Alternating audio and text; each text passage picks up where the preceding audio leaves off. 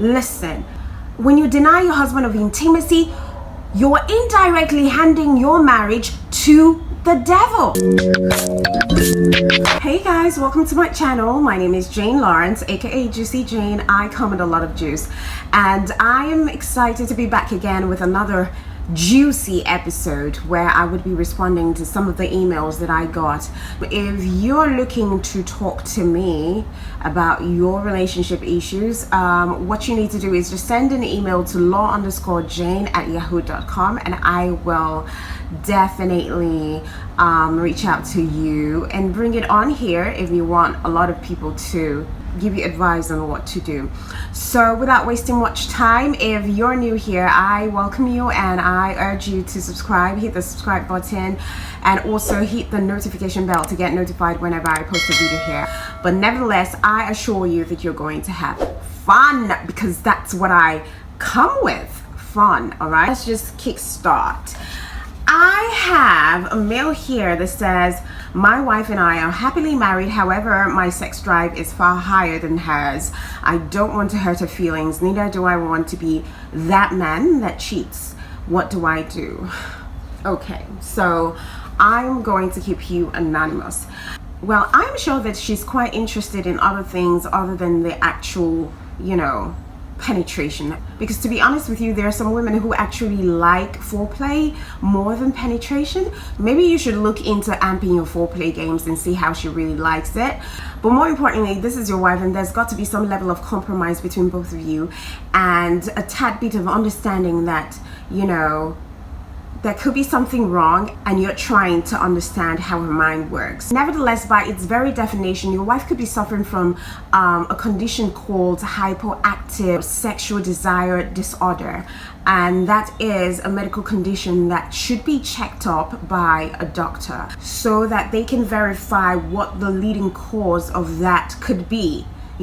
Sometimes it could be as a result of her age, sometimes it could be dryness of the vagina, and sometimes it could be thinning of the genital walls. You both have to go to the hospital to see a doctor so that she could have a pelvic examination to verify what the cause of that problem really is. Blood tests can also be carried out to check, her hormonal levels, and if there is a potential of her having a thyroid problem, diabetes, or high cholesterol. All of those things can be a determining factor for the reason why she has, maybe a low libido. Now, regardless of the sexual imbalance between you two, your libido shouldn't be clouding, your ability to love and bond with your wife.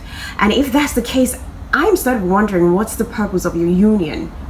Because far more than, having that sexual communion with your wife, you also need to bond in other areas. Your communication skills should be top notch. Your ability to partner in businesses should be top notch as well.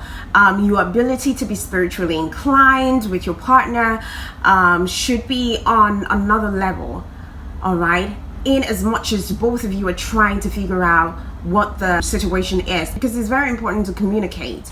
If you're not communicating your needs to your wife, making her understand that you really do need her, like you really do want to have this intimacy with her, and not just getting upset because she's not ready to bring you in. Of course, we all know by now that communication is key for all partners in relationship. If you're not effectively communicating how you feel about the situation to your partner, and you get upset, you keep him mute, you're not talking about it, but then you're showing your actions that you're not happy with what's going on, and she's trying to figure out what the problem is, or maybe she knows and that makes her feel pretty much bad, it's not going to be effective. It's not going to be effective. So you have to communicate with her, let her know how this is affecting you as a husband and how this is potentially going to affect your relationship moving forward. But then again, I like to look at things from a different side of the coin. Are you just asking to have this intimacy with your wife without helping her in other aspects? Do you have children? Is she so involved in taking care of the home, taking care of the children, and also doing businesses? Or maybe she's involved in other things that take her time away, and then when she comes back home to you, she's very exhausted, and maybe that's the time that you're asking her for sex. Because the truth is, some men are quite insensitive to the plight of women. Women go through a lot. Women wear different hats in a day.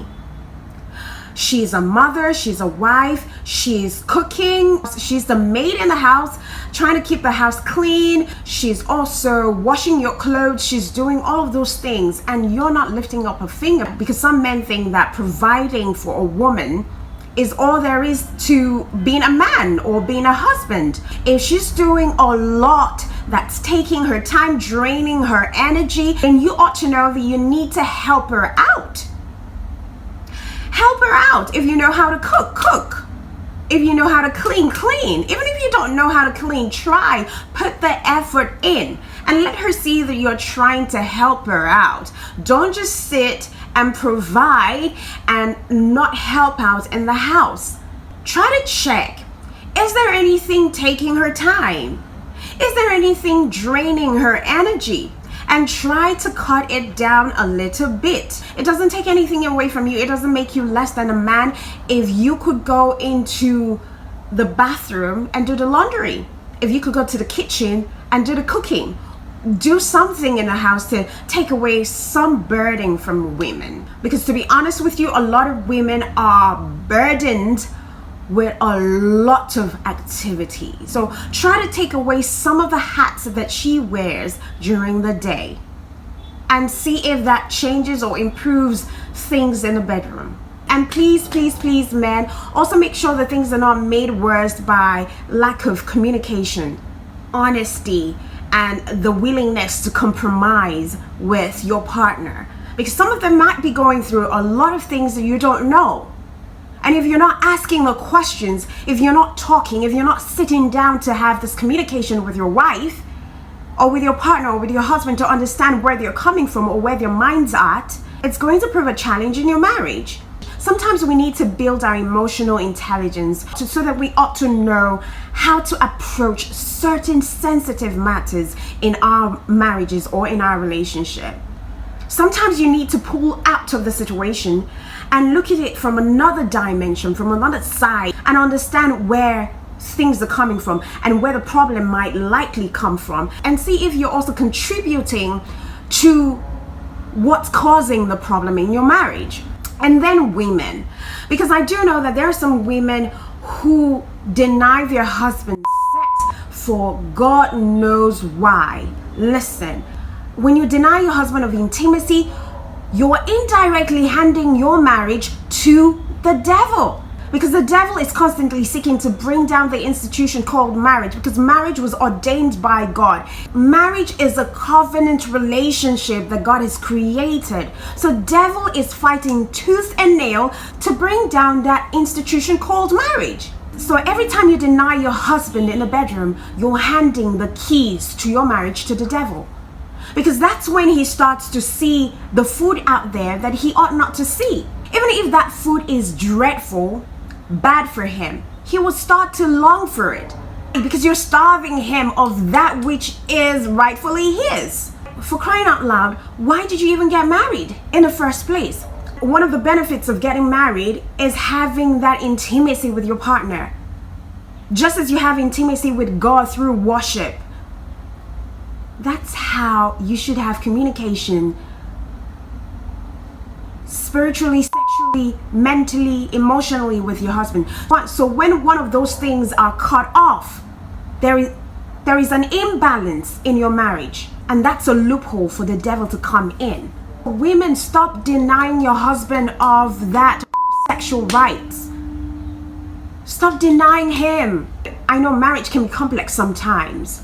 Not sometimes, most times. But that's why you need to find a way to make sure that you do not sleep over with your problems. Any problem that cannot be solved before the break of dawn is going to cause a breakdown in your marriage. So as long as you're married and you want to stay in that marriage, no matter the problem that you have, make sure that you solve it. It shouldn't glide through the next day, because when that happens, trust me, the communication gap between both of you will definitely widen and widen and widen to a point of no return. Never you use sex as a tool to punish your husband. And husbands, because it's not just wives that do these things, women still experience husbands denying them of what is rightfully theirs. Men, don't deny your wives of that pleasure of having oneness with her. Don't. It's an integral part. Sex is an integral part of a relationship. Stop playing with that. Stop using that as a weapon in your marriage to punish your partner. If both of you can't sit down as adults and sort out your issues through effective communication and understanding, listening to one another, and finding a common ground to compromise, then that marriage is doomed to fail. All right? So learn to communicate, learn to compromise, learn to see how things can work for both of you. So when the husband and the wife cannot communicate effectively, cannot solve their issues effectively, it spills into the children's life. It affects the children, and ultimately when it affects the children, they become a broken adult, and broken adults form broken society. Understand that orgasm, foreplay, passion, intimacy, all of that are part of God's plan. And sometimes some women think that having sex is a dirty thing because that's what they've been told all their lives. Do you understand? Some women grew up believing that it's a sin, it is dirty to have intimacy. So they become very conservative when they get married. It happens because, as difficult as it is to believe, there are some women that believe that there are certain things that you shouldn't do in your marital bedroom. As long as you're married, there is nothing wrong in having a good time with your husband, because God approves of it. As long as it's not detrimental to your health, God approves of it.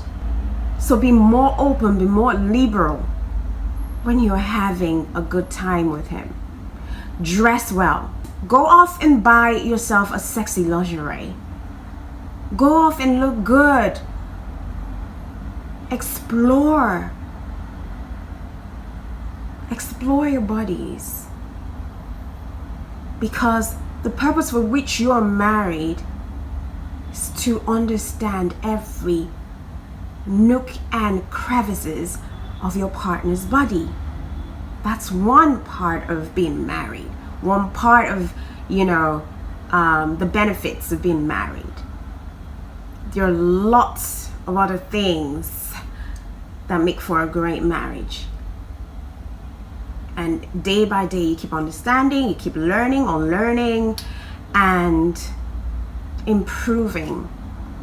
So that's it for this video. Thank you so much for being part of the show. If you really do like this content, what you need to do is like, subscribe, share with your friends and families. Please do share. I like for you to share, because when you do share, I get more views. All right, share and comment. Let me know, have you been in a relationship that's been sexless? How did you handle it? And why did you ever deny your husband or your partner a great time? Let's know. All right, send your comments and I would see you would have a great time communicating. Keep loving yourselves.